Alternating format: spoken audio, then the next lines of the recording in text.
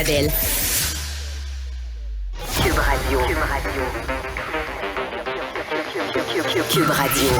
En direct à LCN. Allons tout de suite dans les studios de Cube Radio rejoindre Yasmine Abdel-Fadel. Bonjour Yasmine. Bonjour Sylvain. Bon, encore une fois, le troisième lien qui retient l'attention.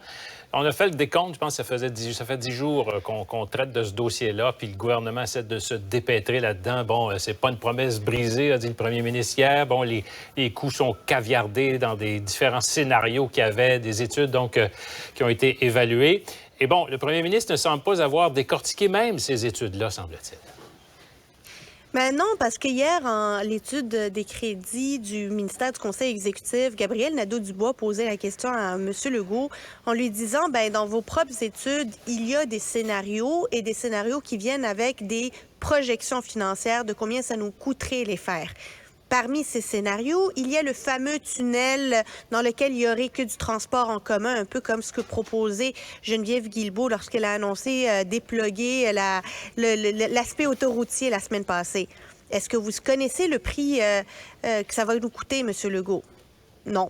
Il dit que non. Il lui dit, regardez l'étude, elle est caviardée, vous l'avez le montant. Est-ce que vous avez cherché à savoir c'est quoi le montant qu'on ne veut pas nous donner? Est-ce que vous vous êtes intéressé à la question? Non. Et c'est ce que ça me dit, là, puis je m'attends pas à ce que le premier ministre connaisse chaque mot de toutes ces études-là. Là, on parle de près de 8000 pages d'études. Là, je m'attends pas à ce que le premier ministre ait lu 8000 pages puis connaisse chaque chiffre, chaque mot, chaque verbe.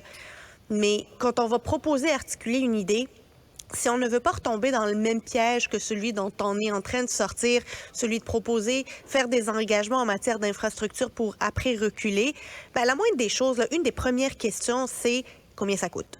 Alors, le fait que le premier ministre n'ait même pas été intéressé à poser cette question à sa ministre des Transports ou à aller chercher cette information-là dans les études, pour moi, ça témoigne, en fait, du fait que le gouvernement ne va pas faire cette grande infrastructure de transport en commun, qu'il n'y a pas d'intérêt là-dedans, qu'on est dans l'esquisse de l'esquisse de l'esquisse.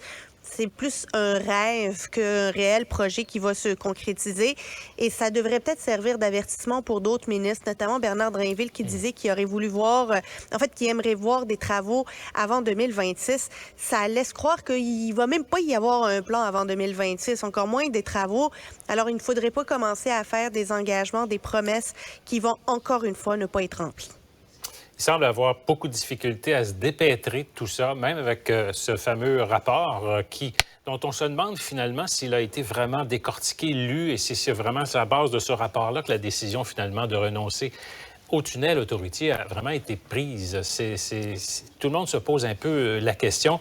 Mais Yasmine, un autre dossier qu'il faut aussi traiter, c'est que le gouvernement revoit son fameux programme en matière d'immigration. C'est tout le volet du programme de l'expérience québécoise qui avait tant été décrié à l'époque. On se rappelle la grande réforme menée par Simon Jolin Barrette lorsqu'il était ministre de l'Immigration du programme de l'expérience québécoise qui, grosso modo, permettait d'avoir une voie rapide pour les étudiants étrangers ayant été diplômés ici au Québec dans nos universités qui ont une certaine cote pour le français. Ils doivent avoir démontré une bonne capacité de français. Eux, on les mettait sur une voie rapide pour qu'ils puissent rapidement devenir résidents permanents. C'était un programme qui était vraiment intéressant parce que ça nous permettait de retenir des talents formés ici, dont on sait dont ils sont francophones, pour notre marché du travail ici. Or, le gouvernement avait décidé de sabrer là-dedans, de changer les programmes, de changer les critères de sélection.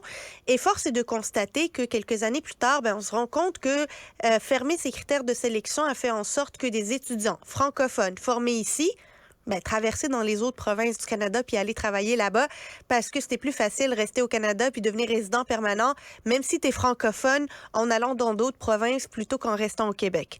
Quand on a une pénurie de main-d'œuvre, qu'on a des personnes qui sont formées chez nous et qui parlent notre langue, le bon sens voudrait que ce soit nous qui les gardions, pas que ce soit l'Alberta, la Colombie-Britannique ou l'Ontario.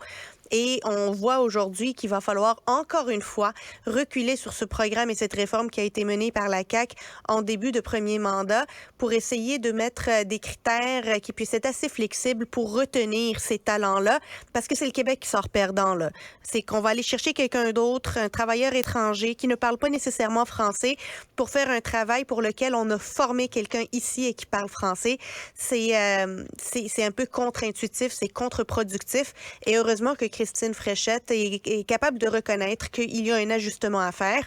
Au-delà de ça, il y aura la consultation pluriannuelle de l'immigration où on va vouloir décrire à quoi ressemblerait le portrait de l'immigration qu'on va vouloir accueillir au courant des prochaines années.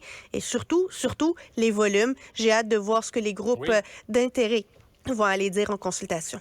Oui, le gouvernement Legault avait promis maximum 50 000 en termes d'immigration générale, aux dernières nouvelles.